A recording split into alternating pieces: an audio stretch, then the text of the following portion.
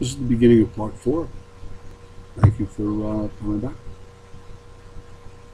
The Islamic take on self-preservation is no aberration of the same concept we Americans accept as either patriots or Christians or something other.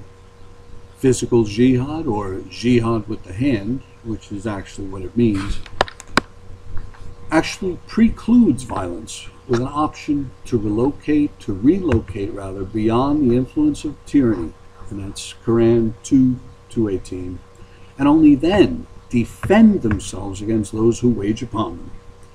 Again, from the Quran 22:39.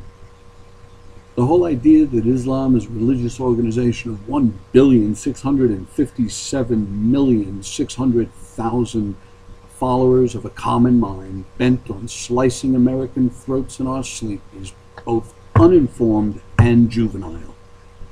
Most of you share a belief in an afterlife which eclipses your present earthly struggle with pleasures and powers in accordance to the seductive hints or suggestions of your respective religious organizations, and is then enhanced to reflect contemporary cultural values.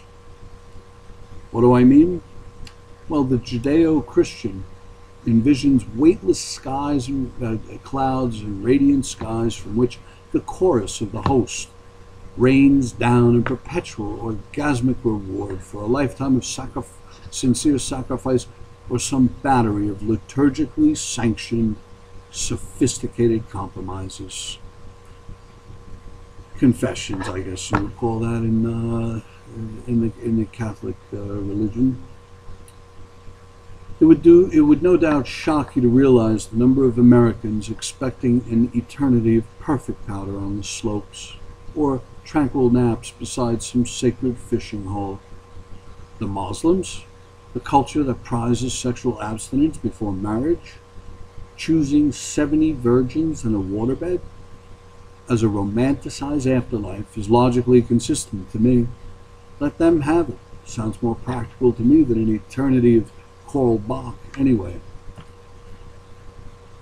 Mr. Cordell's deeper insistence that the Quran endorses provocative assaults on Western targets is a thorough misrepresentation of the defensive nature of the jihad, further alienating the ranks of the Taliban and Al-Qaeda from the vast mainstream Islam and exposing his tirade as the sniveling, divisive propaganda it is and nothing more.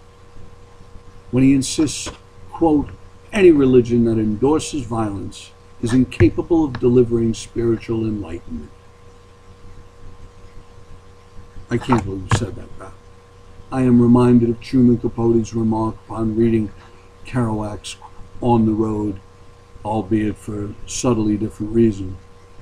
And I quote, that's not writing, that's typing. Perhaps Mr. Cordell has some unique, uncontradictory take on the century of terrorist activity between the Catholics and Protestants on the Emerald Isle right next door. What does he make of Prime Minister Menachem Begin's affiliation with Irgun, responsible for numerous provocative assaults on Arab targets such as Deir Yassin, in which 10% of the Arabs killed were Christian? As a matter of point, a number of recent studies have concluded that there is a striking disconnect between actual religion and the activities of organizations commonly referred to as religious terrorists.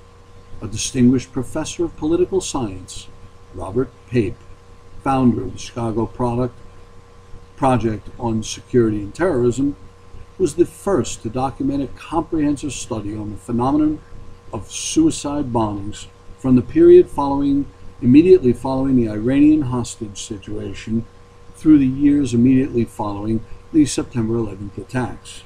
In his book, Dying to Win, The Strategic Logic of Suicide Terrorism, he insists, quote, there's little connection between suicide terrorism and Islamic fundamentalism, or any one of the world's religions. End of quote. This conclusion was reached after examining over 300 such assaults, wherein he concludes that these individuals gave their lives not for Islam, but in the cause of political activism. Without Deir Yassin, remarked Begin, there would have been no Israel. For claiming Islam to be a bigger threat to our freedom than Nazism ever was, Mr. Condell must be either terribly ignorant or past of the past, or pathologically insensitive to the truth. His fear and contempt for the world's Muslim population makes him more of a bigot than I would normally dignify with such a lengthy response. Were it not for the potential grievous harm of the media resources at his disposal, I would have simply dismissed him as the insipid skinhead he truly turned out to be.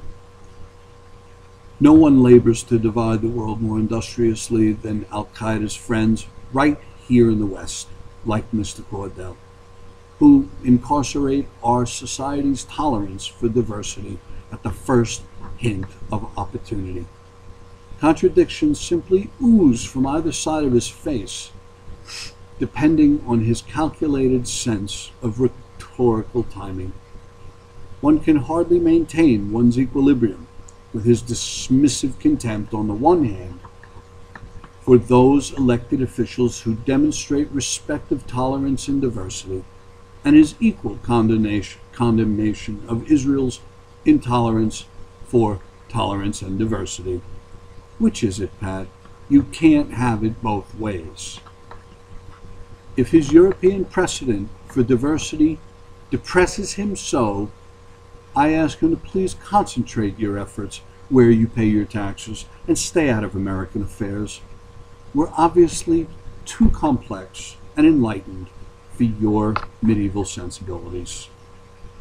In keeping with the stylistic need to periodically engage your audience at the mercy of historical integrity, you can hardly pull your tongue from our American boots long enough to regurgitate the sanitized recital of America's triumphant prosperity in the unblemished glow of diversity and, quote, respect for the individual liberties that make we Americans who we are, who and what we are, end of quote. Well, I, for one, Pat, am that unremarkable American who acknowledges my debt to the centuries of disrespect and oppression of those diverse cultures, the black slaves, the displaced, slaughtered Native Americans, the Chinese coolies, the marginalized women, the child laborers, and every remaining civil rights struggle your white Anglo-Christian sensibilities unjustifiably dismiss from the larger picture.